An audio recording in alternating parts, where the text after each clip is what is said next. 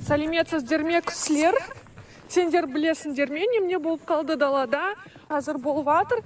Мен далаға шыққанда ойладым, что бүгін қазір далада көктем деп.